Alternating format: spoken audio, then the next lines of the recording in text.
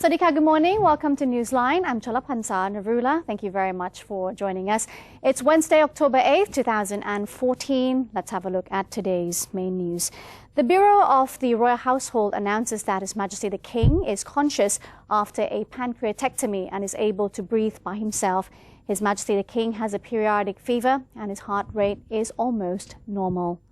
The Bureau of the Royal Household issued the third announcement on the conditions of His Majesty the King, who has been hospitalized for pancreatectomy at Sirirat Hospital. His physicians reported that the results of his electrocardiogram showed that there were no heart rate changes, but his incision still hurts. The physicians said they were providing close care for His Majesty the King, who has been receiving saline solution, medication, and nutrients via intravenous therapy. The results of a test on his removed pancreas showed that the organ had been inflamed, but no abnormality was found in its wall. And let's have a look at today's Thailand Moves Forward segment.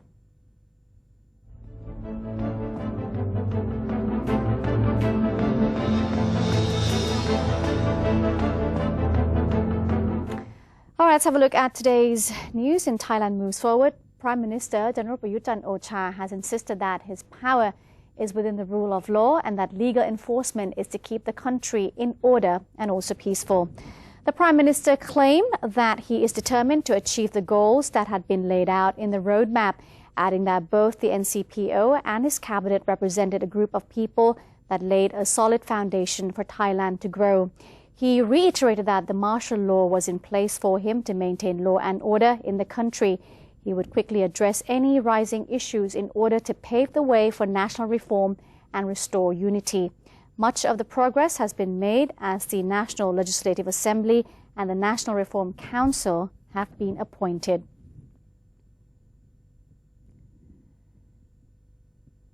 And the cabinet ministers have resolved to ban political office holders from taking the positions of board members at state agencies in order to prevent corruption. The cabinet and the National Council for Peace and Order engaged in their first official meeting, which was chaired by Prime Minister and Chief of NCPO, General Prayut Chan-o-cha.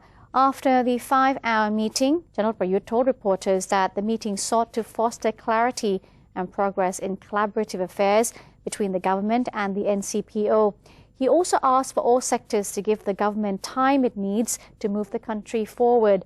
The Prime Minister also asserted martial law will remain in place, at least for now. Also, the cabinet ministers endorsed in principle a ban on political office holders holding advisory positions or a member of the board positions at state agencies, state enterprises, or even public organizations.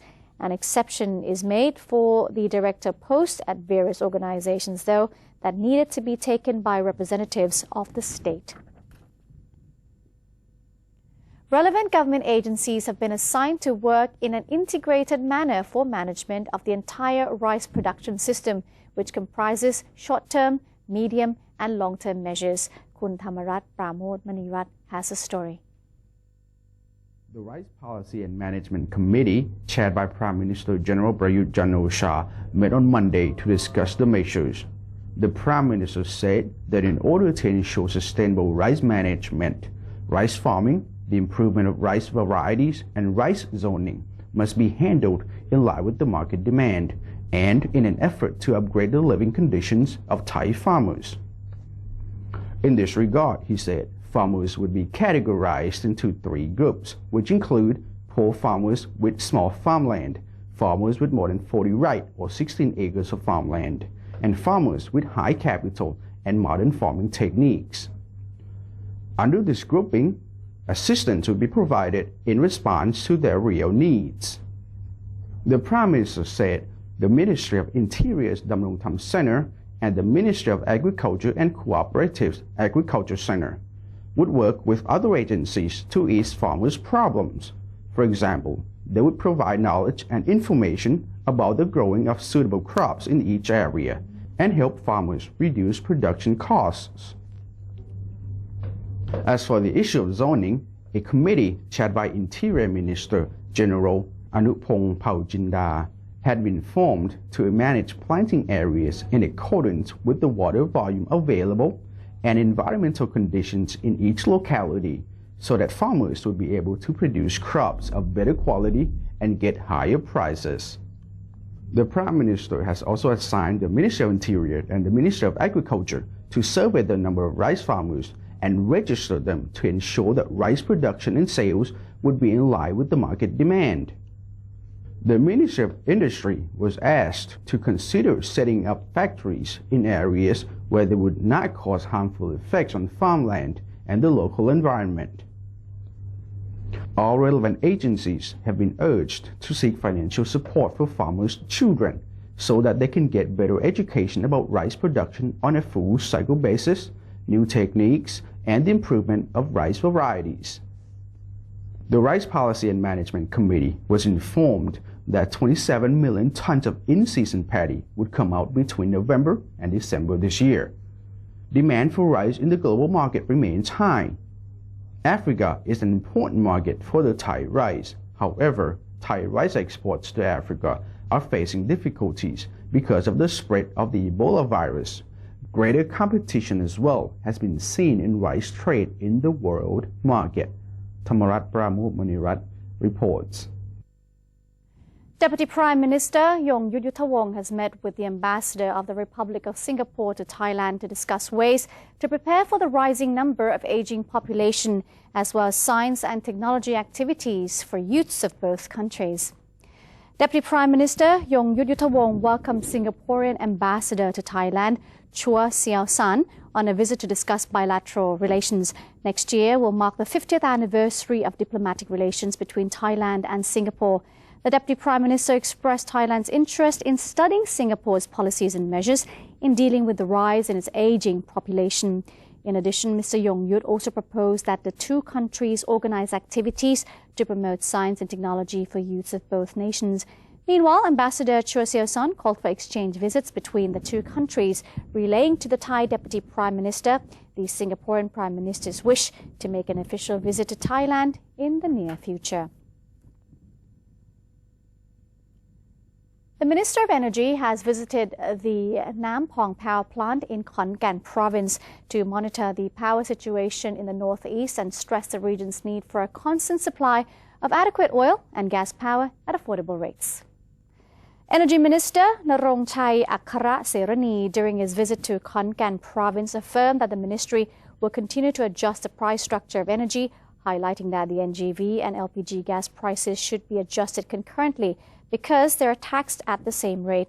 The Nam Pong power plant covers an area of 631 rais and is located 32 kilometers outside the city of Khon Kaen. The plant is 3 kilometers away from the Nam Pong gas field and 63 kilometers away from the Sin Puhom natural gas extraction sites. The plant consists of two generators producing 355,000 kilowatts per generator using either natural gas or diesel fuel. According to studies, the plant poses very little threat to the environment and supplies up to 1/4 of the power demands in the northeastern region. The Ministry of Natural Resources and Environment has stepped up measures to address the growing amount of garbage in cities. After delivering his policy statement to the Pollution Control Department, Natural Resources and Environment Minister General Dawpong Ratanasuwan stressed that the department should coordinate with all provincial governors in advancing the ministry's roadmap of waste management for concrete implementation. Important matters addressed by the minister were the waste management budget plans that all provinces had to submit to the ministry by the end of December, as well as the compilation of a waste management manual by the Pollution Control Department for all government agencies to comply with in order to effectively manage waste. The National Legislative Assembly is scheduled to deliberate more draft laws, including the resurrection of the Government Provident Act 1951. NLA President Pornpet Vichitcholachai said that all NLA members have been invited to the sittings on October 9th and 10th, during which 9 draft laws that need urgent attention are set to be brought up for deliberation. Among the drafts that the legislature will be reviewing are the law on the control of animal feed, the law on the land reform for agriculture, the law on animal torture prevention and animal welfare, and the law on animal health. Mr. Pornpet added that one draft to be deliberated this week is the law that will bring the Government Pension Act 1951 back to use and allow those who became members of the Government Pension Fund before March 1997 to enjoy more benefits. Around 600,000 to 700,000 out of some 1.2 million Government Pension Fund members are eligible for the benefits from the old law. The NLA president said that any agenda which cannot be included on October 9th will be simply moved for deliberation on October 10th. The National Reform Council is expected to convene its first meeting October 21st to elect its president and vice presidents. Acting Secretary General of the NRC, Kunjare Panprung, said talks are held among state agencies, outline action plans to support the work of the NRC. 250 NRC members must report to work from October 8th till the 15th. That's ahead of the meeting to select the heads of the council. The 36-member Constitution Drafting Committee will be appointed within 15 days after the first meeting of the NRC. The list of 250 NRC members was published in the Royal Gazette on Monday, following the endorsement by His Majesty the King. The newly appointed Army Chief has handed down policies to commanders of each unit, calling for military officials to take initiatives and to work together to protect national interest and uphold the monarchy and furthering the causes initiated by his predecessor. The Royal Thai Army Chief, General Udomdej Sitabut, chaired a meeting with commanders of all army units at the Royal Thai Army headquarters to lay out policies as the Army's new leader. The Army Chief called for all military officials to emphasize on taking the initiative and working together to protect the national interest and uphold the monarchy. He said it was important to work in line with the policies laid out by the National Council for Peace and Order. General Udomdej went on to set a one-year target for the Army to produce tangible results in 12 major areas, especially in making progress in maintaining peace in the restive 3 southern border provinces with the goal of reducing violence by half. He also stressed that it was important for all units to work together in monitoring political groups and to maintain order within the Thai society. Deputy spokesman of the Royal Thai Army, Colonel Winthai Suwari, has confirmed the National Council for Peace and Order still plays an important role after the new government was formed. The deputy spokesman announced the results of the NCPO's meeting, saying the council acknowledged the general situation in the country as reported by 7 main committees of the council. In terms of national security, the council stressed that it still had 3 main missions, including keeping peace and order, creating reconciliation, and supporting the government, even after the administration was set up.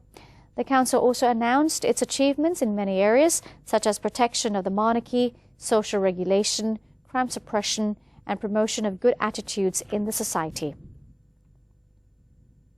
Local and international tourists have been invited to join spectacular festivities to mark the end of the Buddhist Lent, known in Thai as Auk Phansa. Kun Patrada Muangsiri has more. Auk Phansa Day usually falls on the full moon day of the 11th lunar month, which this year is on October the 8th. During the period of 1 month, starting from Auk Phansa Day, Buddhist Thais will usually perform the merit-making of Thot Katin. It has become a tradition to present monks with Katin robes upon the end of Buddhist Lent. Apart from the saffron robes, Buddhists also make offerings of food and other necessities to monks at various temples in the Thot Katin rite. In addition to the merit-making of Thot Katin, there are also many other activities.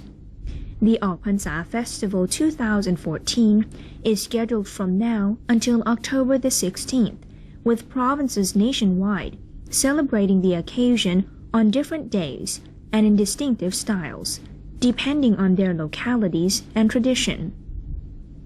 According to the Tourism Authority of Thailand, or TAT, at least 6 provinces in the northeast have announced that their celebrations to mark the Auk Phansa Festival will be the biggest ever.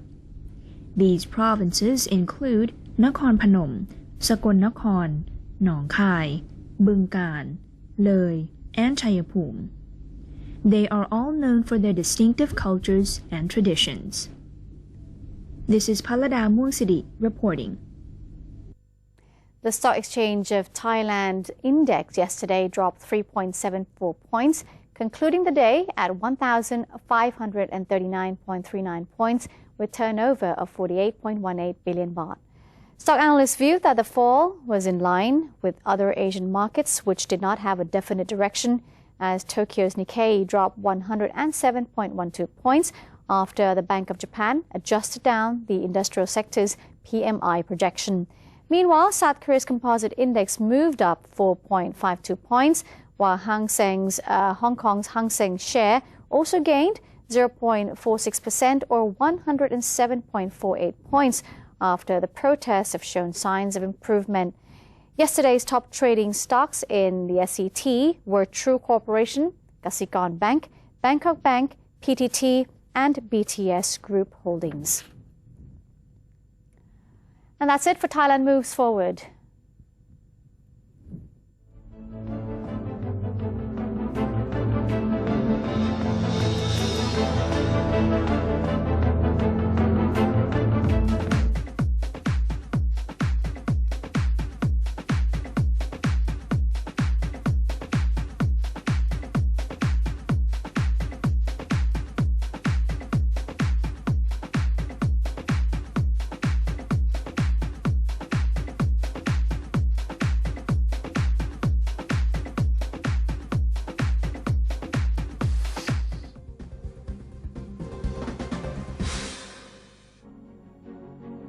Open the world of information.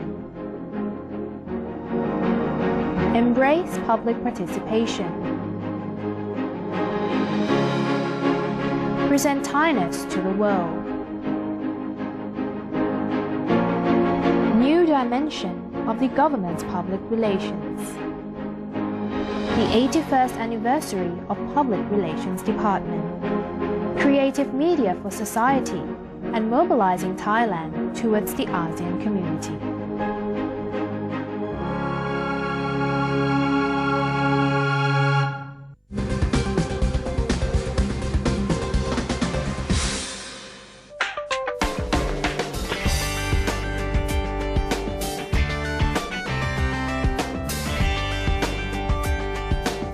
Welcome back. You're watching Newsline. Now to the international news.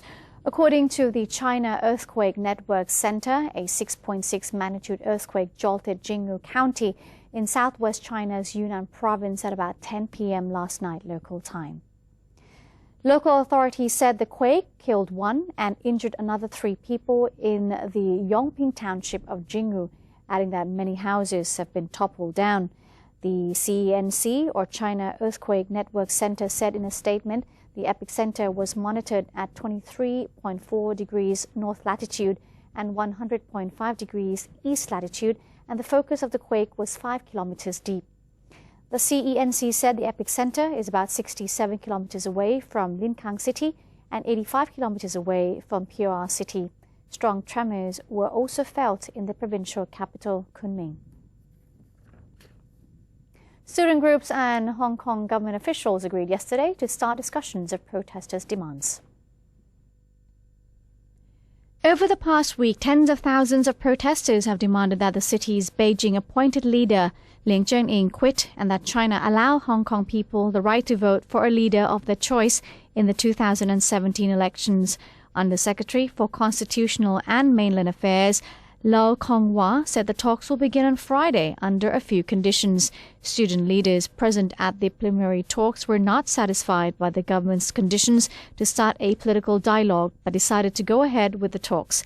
The Occupy Central protests, an idea conceived over a year ago, have presented Beijing with one of its biggest political challenges since it crushed pro-democracy demonstrations in and around Tiananmen Square in the Chinese capital in 1989.